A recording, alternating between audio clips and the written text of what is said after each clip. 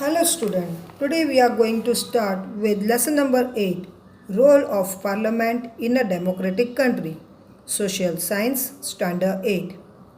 Children, have you seen the discussion of the Parliament on television? How people bang the desk and says loudly one after the other. So now let's start with the lesson. Here the question is asked that who gives the power to the government to take decisions and implement laws? And the answer to these questions depends on what type of government is in that particular country. In democracy, democracy means self-government or republic. Supreme power is vested. Vested means lays in the people and is exercised directly by them or by their elected agents. Agents means representative. Now, the people elect their leaders by casting a vote. These elected leaders and representatives form the government. In a democracy, the government has to give clarifications. Clarifications means explanations and provide reasons for the decision undertaken. The other form of government is the monarchy. Now, monarchy means in this type of government, the power to take decisions and run administration is in the hands of the king or queen. Here, king discusses the matters with his group of advisors. Advisors means experts. But the power to take the final decision lies with the king or queen only. Now the most important characteristics means quality of democracy is that the sole power to rule is not in the hands of one person or a group of people. Here, every citizen is a member in the decision making process. So we can say that people themselves are the creators. Creators means maker of their destiny. Now, the word for democracy in Gujarati is Loksahi. So, democratic government is for the people and it means the welfare, that is happiness of the people, is the main aim. Aim means focus of the government. This democracy is run by people as the representatives elected by the people run the administration. Now children, you know that your school must have been organizing means arranging elections for school panchayat. Same way, your class monitor also must have been elected. Sometime it happens that the monitor is not elected but selected directly. So due to that, others who wanted to be the monitor feels discontented. Discontented means disappointed and express means shows their disapprovals. Disapprovals means dislike. Now, what is done in the school panchayat? Representatives are elected in a democratic government also. Now, the leaders of the party that wins the majority of seats becomes the prime minister and he selects members from the group of elected representatives to form the council of ministers. These ministers are assigned. Assigned means allotted or given various departments and duties. Next, how is the parliament formed? First of all, parliament. Here, India has adopted means taken parliamentary form of democracy. The parliament is the supreme institution in India.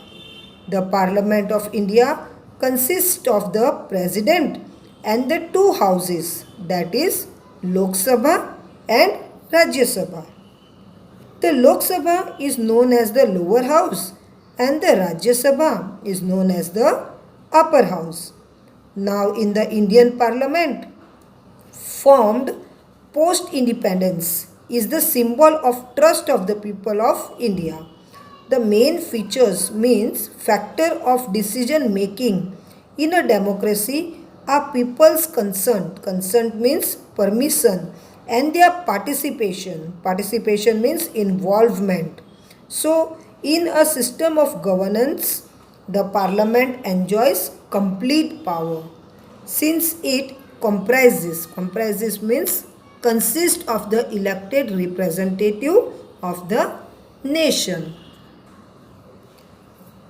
Parliament functions as stated below. Stated below means expressed below. Number 1, to control the government and to provide information and guidance means advice to it. Number 2, to make laws means rule and make amendments. Amendments means changes in them. Next, how is Lok Sabha formed? Houses of the people. As we know, the election for the Lok Sabha and the state legislative assembly, which is known as Vidhan Sabha, are conducted in the same way. Election for the Lok Sabha are held every 5 years. Each constituency means registered voters, is represented by one elected member in the parliament. The candidates means nominee who contest means enter for the seat in parliament, are usually active in various political parties.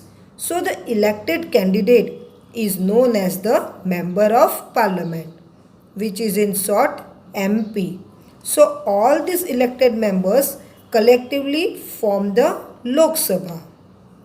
Next, how is the ruling party formed? Now when the elections are completed of Lok Sabha, party-wise list of all the members of the parliament is prepared. From this list, it becomes clear that how many members from which political parties are there. Now, if any party wants to form the government, then there should be a majority. Majority means larger number of elected members from that party. So, after the election, the leader of the party or a coalition means association of the parties which has a clear majority in the parliament is appointed as the Prime Minister in the Lok Sabha. So, the Prime Minister of India is the head of the ruling party. Here, the Prime Minister selects ministers from the members of his party, and in this way, the Council of Ministers is formed. Now, all the decisions are taken by the ministers along with Prime Minister, and these ministers take care of the responsibilities of the work related to their respective ministries such as health, education, finance, etc. And it is said that each minister is responsible for any question related to his ministry to the member of parliament. Next, how is Rajya Sabha formed? That is upper house. Now the elected members of the legislative assembly of each state elect members for Rajya Sabha. In the Rajya Sabha there are 250 members, and out of 250, 238 members are elected. So the remaining 12 members are nominated by the President of India. As you know, the Rajya Sabha is the permanent house. The Rajya Sabha never gets dissolved completely. Only 1/3 of the members of Rajya Sabha retire every 2 years, and on their place the new members are inducted. Inducted means admitted or added. Now, The Rajya Sabha represents the state of our country. The Rajya Sabha can also propose. Propose means present a bill.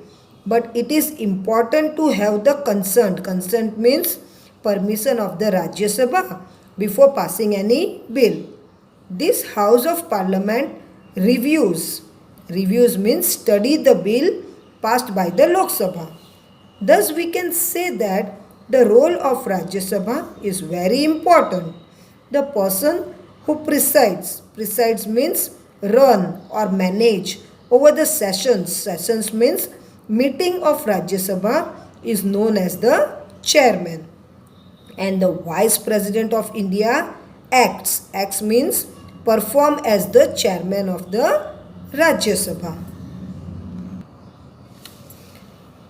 Whenever there is a meeting in the parliament, at the beginning of the day only, the time for the question hours is decided.